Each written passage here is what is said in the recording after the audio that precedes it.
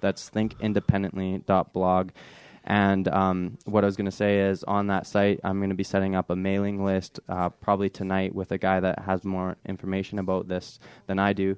And I'm going to be releasing a series of 9 videos leading up to May 9th.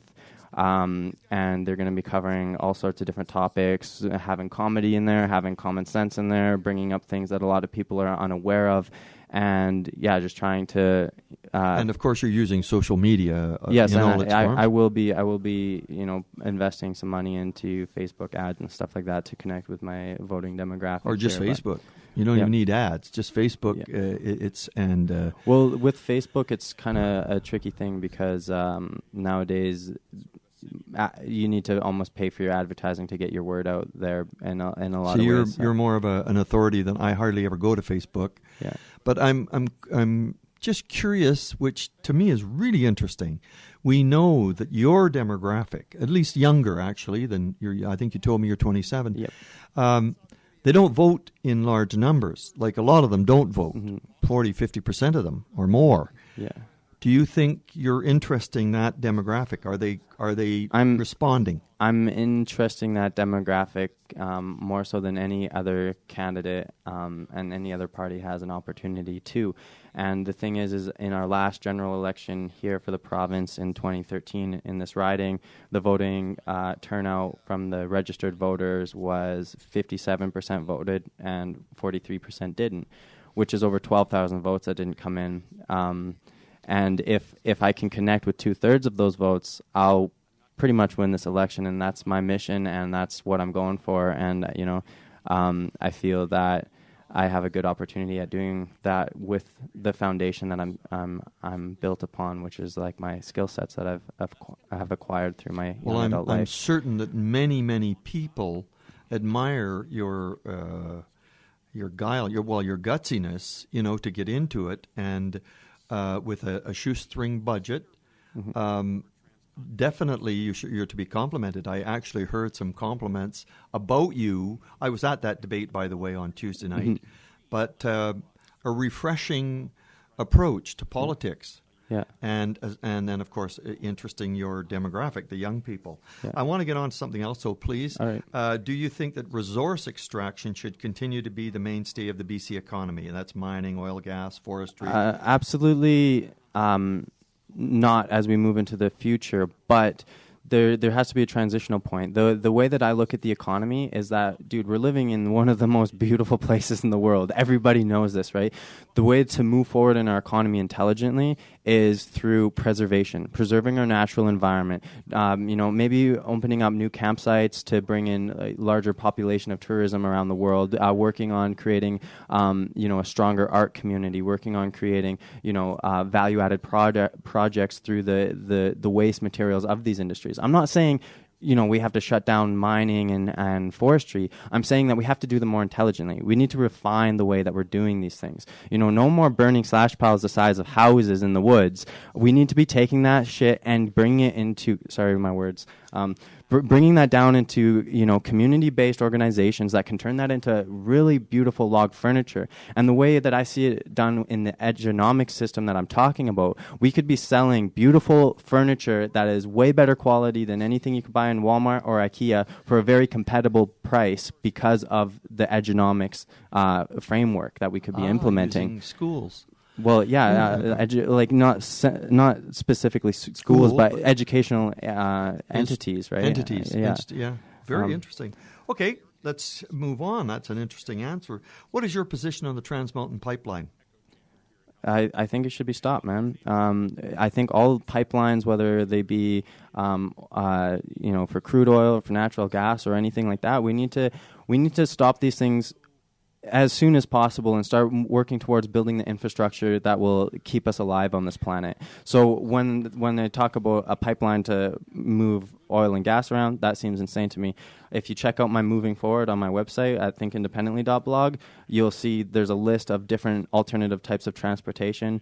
Some are really common that people already know about, but there's also things that people are moving towards in different countries, such as maglev trains or even Hyperloop One or Hyperloop systems, which are something proposed by Elon Musk, who is one of my biggest inspirations right now, who's like the founder of Tesla Motors, SpaceX, and now Hyperloop he's kickstarted with other people. But a Hyperloop is basically a pipeline for people that can shoot people through a vacuum sealed tube at speeds that are 1,000 kilometers an hour or something. So like the way that we could be, BC might not be the best for this, but these are ideas that are around and like that we should be considering as moving forward. Like this is how we would build our economy, not just through preservation, but through the implementation of these new technologies that would make what we're doing, like when it comes to pipeline and building oil infrastructure and natural, like working on these fossil fuels. It's like, dude, fossil fuels, man. Fossil, man. You know what a fossil is? That's ancient. Like that's in the dirt, man. Like we got to be moving forward. And I don't want to limit these people and take their jobs or do anything like that. I want to create the infrastructure necessary to move us forward. Everybody knows that we need to move forward, but we're stuck in this whole crazy world that we're living in, where everybody's a slave to the economy. We're destroying our environment to survive in our economy. Well, everybody knows, man. I'm pretty sure everybody knows that you can't have an economy without an environment, and we need to be looking at preserving our environment and moving very quickly towards sustainable technology. And we can do it. And there's places all around the world that are doing it. And if we started looking at creating, kind of relationships with in like big companies that are making steps forward, such as Elon Musk and his vision to build gigafactories. If you don't know what that is, check out my website. You'll find some stuff about Elon Musk and gigafactories. And with 100 gigafactories, which are massive automated factories, we could transition the whole world to green renewable energy. So like when you're looking at coal mining in Sparwood or something, you have a mountaintop that you've removed. You have basically taken something that has been forged over millions of years through the pressure of plate tectonics and all this stuff, and you blow it up to take the coal out. Okay, great, you've done that. It's done with, right? But now it's like the restoration projects we have in place right now is basically piling up the rubble, planting some grass, and saying, look, we got a new hill, right? You're never going to have that mountain back. It's not like a puzzle. You can't just put it back together and have it be the same. But what we could be doing is using those foundations that we've created and creating the incentives behind it to be moving forward. Like, let's, why not build some types of gigafactories in these locations or other kinds of projects on the places that we've flattened, instead of just trying to put it back the way that it was, because it's never going to be that way anymore. Let's make it a change. Yeah, that's Sorry. really passionate, inspiring. very passionate. Yeah, you are, and that's good.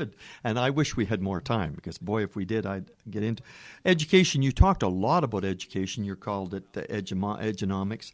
But what about the public education system in general? What could you comment on that? I feel that the public education system is really failing our kids. It's creating almost like drones to the system. Like, so when you come out of public education, I got a thing on education and the public education on my website. You should check out thinkindependently.blog on education. But basically, I feel that we need to completely overhaul our public educational institutions if they're going to be effective and to be able to address the needs of kids. Because right now we're not addressing the needs of kids. We're sitting them in a classroom.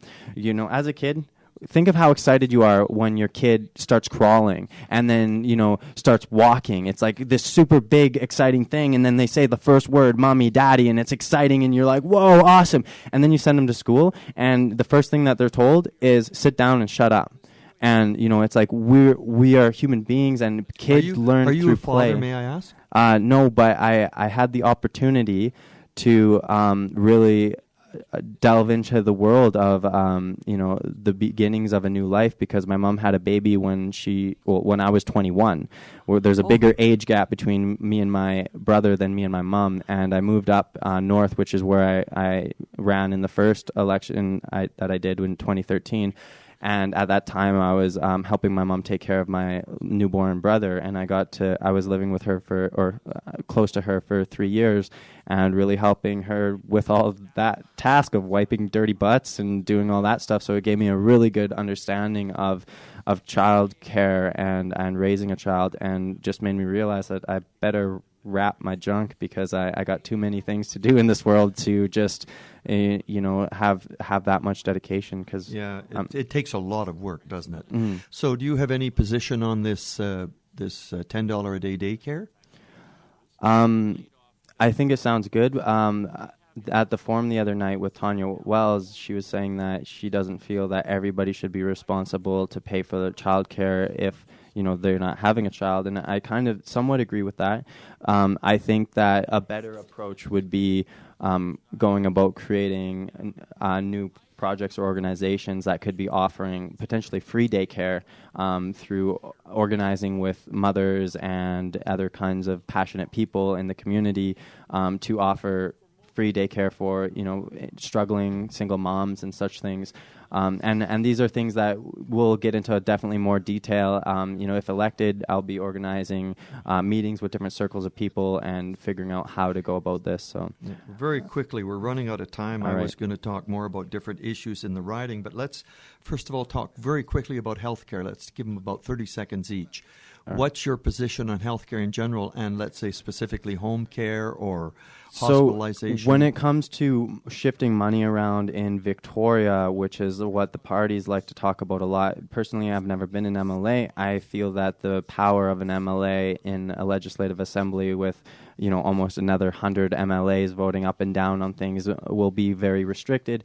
When it comes to policies, I feel connected with the Green Party's policy on healthcare, so I'll probably be working with them. But when it really comes down to it, I'll need to be doing more research, and I'll be voting in the Legislative Assembly on things that make sense for Well, what British about home Columbians. care? What about keeping seniors in their homes? So, same thing, those are maybe some of my weaknesses when it comes to my party, but honestly, when it comes to moving that money around in Victoria, I don't know what I can do there, so I can't make any promises. Okay. I'll be partnering up with people that are making sense for our district and for BC, but when it comes to what I can do here in our communities, there's, like I said, 50% of my salary at least will be going into that. Realistically, it's probably going to be more than that, but people wouldn't take me seriously if I said 80% of my salary, because they'd be like, what is this crackpot talking about? But in reality, that's probably what it's going to be more You're like. You're passionate. You really believe in putting your money where your mouth is. I believe in changing the world. that you get an allowance. That as an MLA, if you're elected, you get an allowance to keep an office here. Oh, yeah, completely. I already have plans that on my website. There's a section called Investing in Community, I'm pretty sure, and I only have 3 videos on there right now, but one of them talks about safe homes, and it would be an idea to basically rent out homes for the community with my MLA salary and bring in either, different homes could have different guidelines, but, you could have one for single moms, you could have one for artists, you could have all different ones, and, with my salary or my allowance for a house in Victoria, I'll probably be just opening up a safe house for artists there. So I want to encourage everyone to go to Jesse O'Leary's website. It's thinkindependently.blog. Yep.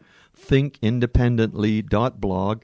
And I'm talking to Jesse O'Leary. He's an independent candidate for Nelson Creston. I'm sorry, Jesse, we've run out of time. I wish we had more time. I have people telling me, people dictating to me how long my interviews can be.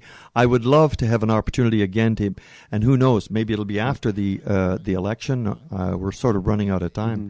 But you're listening to KCR, Kootenay Co-op Radio, 93.5 in Nelson, and we'll be back again.